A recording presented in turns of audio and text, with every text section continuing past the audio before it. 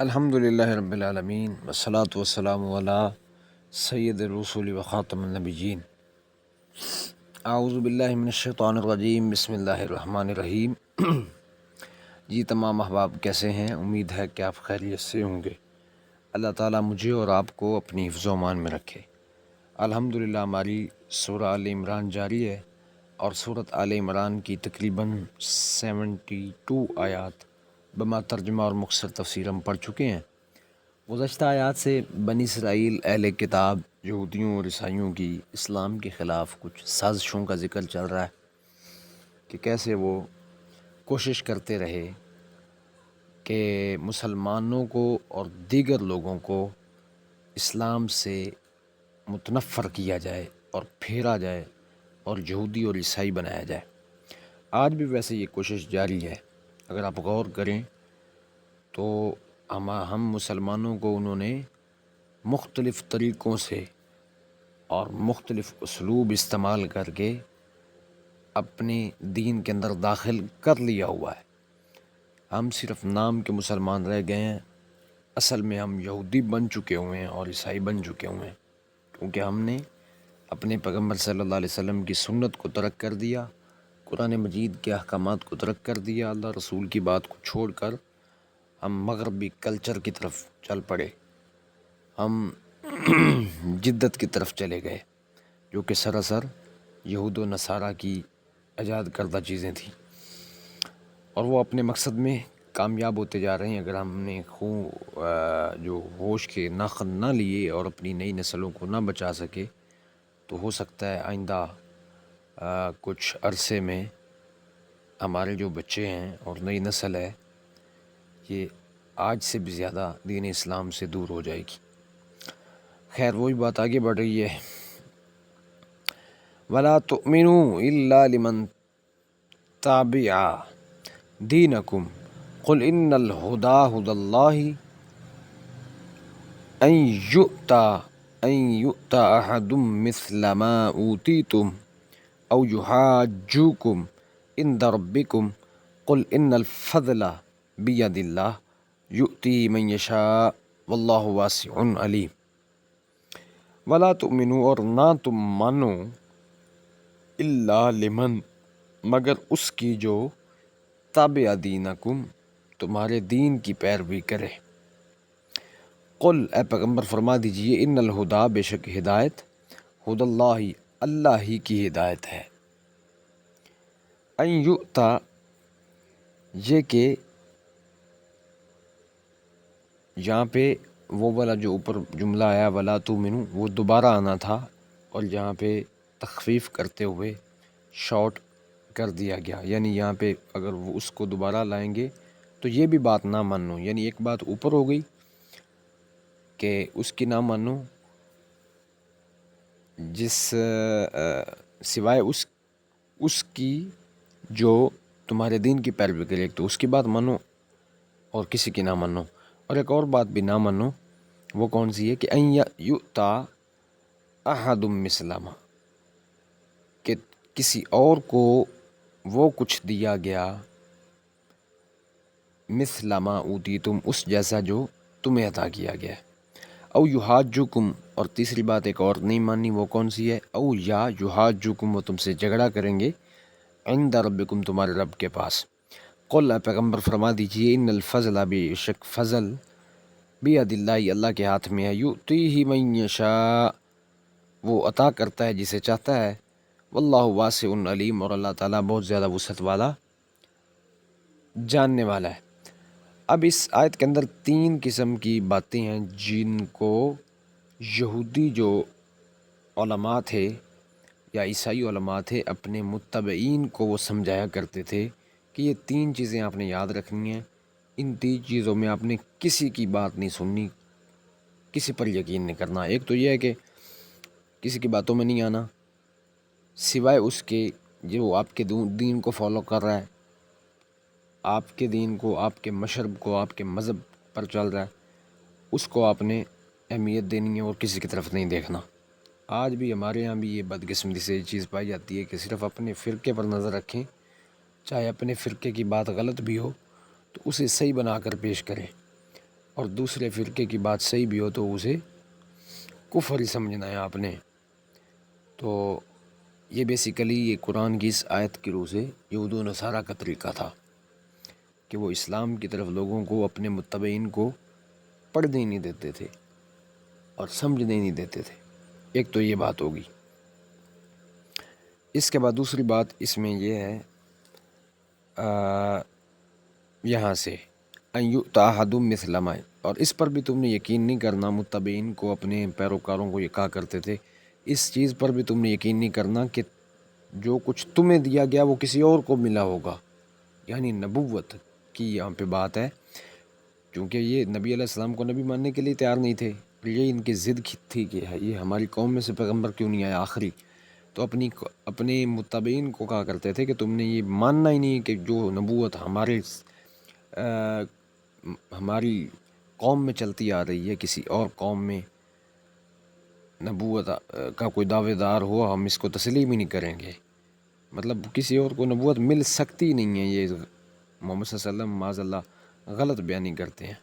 ایک یہ بات۔ دوسرا او یحاجکم، یہ بھی تم نے یقین نہیں رکھنا کہ مسلمان دعوت دے کر تمہیں اور اس کے بعد حجت قائم کر دیں گے، اللہ کے سامنے شکایت لگائیں گے قیامت والے دن، یہ تین چیزیں اپنے متبعین کو سمجھاتے تھے۔ اب یہاں درمیان میں یہ جو قل ان الہدی ھدی اللہ یہ درمیان میں مفسرین کے مطابق یہ اس کا حصہ ہے، آخر میں جو کہا گیا، یہ دونوں چیزیں الگ ہیں، یہ تین باتیں الگ ہیں کہ وہ اپنے متبعین کو یہ تین چیزیں سکھاتے تھے، سمجھاتے تھے، اور اللہ تعالیٰ نے پھر اس کا جواب دیا نبی علیہ السلام کی زبانی کہ آپ فرمائیں وہ ہدایت تو اللہ کے پاس ہے، اصل ہدایت تو اس کی ہے، تم جتنا مرضی روک لو لوگوں کو، ان کو سمجھا لو، اسلام سے متنفر کر لو، لیکن ہدایت کس کے اختیار میں ہے؟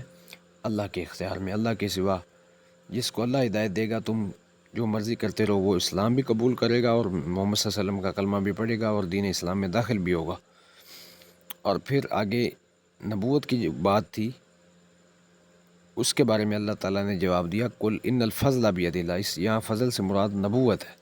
کہ یہ جو نبوت والا فضل ہے یہ اللہ کے ہاتھ میں ہے، جسے چاہتا ہے وہ عطا کر دیتا ہے، یعنی اس کے لیے کوئی ضروری نہیں ہے کہ اگر تمہاری قوم سے اتنے پیغمبر آئے ہیں تو باقی جو ہے تمہاری مطلب قوم سے اگر اتنے پیغمبر آئے ہیں تو ہمیشہ آخری پیغمبر بھی تمہاری قوم سے ہوگا، یہ تو اللہ کا فضل ہے، جس پر وہ چاہتا ہے کر دیتا ہے، اس میں کوئی سوچنے والی یا حیران ہونے والی، پریشان ہونے والی کوئی بات نہیں ہے۔ واللہ واسع علیم، اللہ تعالیٰ ہی جاننے والا اور وسعت والا ہے۔ آگے یختص برحمتہ من یشاء، وہ خاص کر لیتا ہے برحمتہ اپنی رحمت کے ساتھ، من یشاء جس سے چاہتا ہے، واللہ اور اللہ تعالیٰ ذو الفضل العظیم، فضل والا بھی ہے اور عظمت والا بھی ہے۔ یہ وہی پچھلی آیت کے آخری حصے کا حصہ ہے کہ نبوت اللہ تعالیٰ کے ہاتھ میں ہے، عزت، وقار اور شان اور عظمت اللہ تعالیٰ کے ہاتھ میں، جسے چاہتا ہے وہ عطا کر دیتا ہے۔ اور اگر نبی علیہ السلام کو، محمد صلی اللہ علیہ وسلم کو بنی اسماعیل میں سے اگر اللہ نے آخری پیغمبر بنا کر پوری کائنات کا سردار بنا دیا تو تم حسد کیوں کرتے ہو، بغض کیوں رکھتے ہو، عداوت کیوں کرتے ہو؟ ایمان لے آؤ اب، جانتے بوجھتے ہوئے، تمہیں معلوم بھی ہے کہ یہ سچا پیغمبر ہے اور سچی وحی اس پر آتی ہے، قرآن مجید کے بارے میں تمہاری کتابوں کے اندر یہ ساری چیزیں موجود تھیں، تو اب ایمان لاؤ، اب حسد کیوں کرتے ہو؟ یختص برحمتہ من یشاء، وہ اللہ کا اختیار ہے، وہ جسے چاہتا ہے خاص کر لیتا ہے، چن لیتا ہے، اور اللہ ہی فضل والا اور عظمت والا ہے۔ آگے اب یہاں تک ان کی جو دینی خیانتیں تھیں ان کا ذکر تھا، جو یہ جان بوجھ کر سمجھتے ہوئے ان کے علماء اپنی قوم کو باور کراتے تھے کہ ہم حق پر ہیں اور اسلام اور مسلمان غلط ہیں۔ اس سے آگے ان کی اب جو بات شروع ہونے والی ہے وہ ان کی مالی خیانت کا ذکر آ رہا ہے کہ مالی طور پر بھی، جس طرح ویسے تو آج مسلمان بھی الامان والحفیظ کیا کچھ نہیں کر رہے، لیکن بالخصوص یہاں پہ یہود و نصارہ کا ذکر ہے، اہل کتاب کا۔ ومن اہل الکتاب، اور اہل کتاب میں سے بعض، من ان تأمنوا، بعض وہ ہے جو جس کے پاس آپ امانت رکھیں بقنطار ایک خزانہ یؤدیہ تو وہ اسے ادا کر دے گا الیک آپ کو ومنہم اور ان میں سے من بعض وہ ہے جو ان تأمنہ بدینار کہ اگر آپ اس کے پاس ایک دینار بھی رکھتے ہیں امانت کے طور پر تو لا یؤدیہ وہ اسے ادا نہیں کرے گا الیک آپ کو الا ما دمت علیہ مگر یہ کہ آپ اس کے اوپر کھڑے رہیں قائمن کھڑے ہونا مگر جب تک آپ اس کے اوپر کھڑے رہیں ذالک یہ بھی انہم اس وجہ سے کہ قالو انہوں نے کہا لیس علینا ہم پر کوئی گناہ نہیں ہے فل امیین امیوں کے بارے میں سبیل راستہ ہم پر کوئی راستہ نہیں ہے امیوں کے بارے میں ان پڑھوں کے بارے میں راستہ سے مراد یہاں پہ ایک گرفت کا راستہ پکڑ کا راستہ مطلب ہمارے اوپر کوئی گناہ نہیں ہے کوئی گرفت نہیں ہوگی وَيَقُولُونَ اور وہ کہتے ہیں علی اللہ اللہ پر الکذب جھوٹ وَهُمْ يَعْلَمُونَ حالانکہ وہ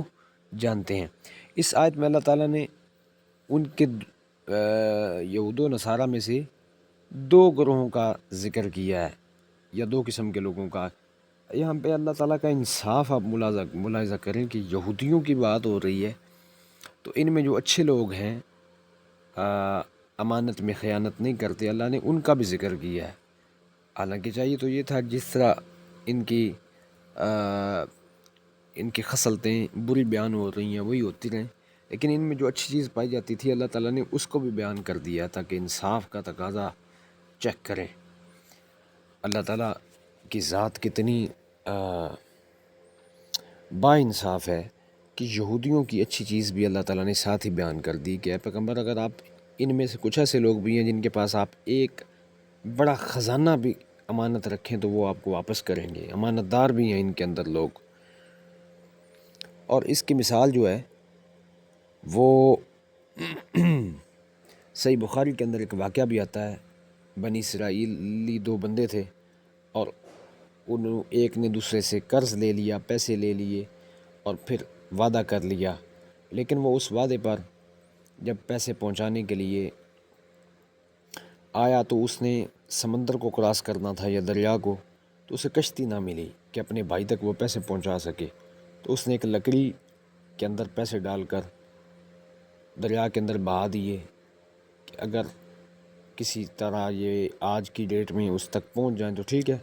ورنہ بعد میں خود چلا جاؤں گا، اور ساتھ ایک اس نے کاغذ کے اوپر ایک رکا بھی لکھ کر ڈال دیا۔ اب دوسرا جو شخص تھا وہ لینے کے لیے آیا، انتظار کرتا رہا اور جاتے ہوئے اس نے کہا چلیں لکڑی آ رہی ہے تو اس کو ہی پکڑ لیتے ہیں، گھر لے جاتے ہیں۔ اس نے جا کر گھر لکڑی کو کے اوپر کلہاڑا لگایا تو اندر سے وہ پیسے اور دینار وغیرہ نکلے تو ساتھ رکا بھی۔ پھر یہ بعد میں خود بھی پہنچ گیا جب کشتی ملی تو ان کا آپس میں اس نے بتا دیا کہ آپ کی امانت مجھ تک جو میرے پیسے آپ نے دینے تھے وہ پہنچ چکے ہیں۔ یعنی ان کے اندر جو اچھے لوگ تھے ان کا ذکر بھی اللہ تعالیٰ نے فرمایا ہے، اور انہی کے اندر کچھ لوگ ایسے بھی ہیں جن کے پاس آپ ایک دینار صرف رکھیں تو جب تک آپ اوپر کھڑے رہیں گے تب تک تو شاید بات بن جائے ورنہ وہ آپ کو واپس نہیں ملے گا۔ یہ بات تو یہودیوں کے لیے تھی، لیکن آج مسلمان اس خصلت اور روش سے کم نہیں ہے، اللہ تعالیٰ ہم پر رحم فرمائے۔ اور پھر یہ اس وجہ سے ہے، اس کی وجہ بھی بیان کر دی کہ یہ کہا کرتے تھے کہ ہم پر کوئی گناہ نہیں ہے، ان پڑھ امی یعنی عرب لوگوں کا مال کھانا ان کا ایک نظریہ تھا کہ ہمارے اوپر اس کی گرفت نہیں ہو گئی، اور اللہ نے کہا کہ یہ جھوٹ بول رہے ہیں اللہ پر، ایسی تو کوئی بات نہیں ہے جو ان کی کتابوں میں ہو یا شریعت میں ہو۔ مال کھانا تو حرام ہے کسی کا، چاہے وہ اجمی ہو، چاہے عربی ہو، چاہے گورا ہو کالا ہو، جس کا بھی حق کھاؤ گے اللہ تعالیٰ کے ہاں تو پکڑ ہوگی اور دینا پڑے گا۔ تو یہ کیوں کہتے ہیں کہ ہمارے اوپر کوئی گناہ نہیں ہوگا امیوں کے بارے میں یعنی عرب لوگوں کے بارے میں؟ تو اس طرح کیا کہتے ہیں یہ ان کے اندر دونوں قسم کے لوگ پائے جاتے تھے، جبکہ اللہ تعالیٰ نے دونوں کو بیان کر دیا۔ یہ تھا جی ہمارا آج کا سبق۔ اللہ تعالیٰ عمل کی سمجھنے کی توفیق عطا فرمائے، اور اللہ تعالیٰ قرآن مجید کو ہمارے لیے آسان بنا دے۔ وآخر دعوانا الحمد للہ رب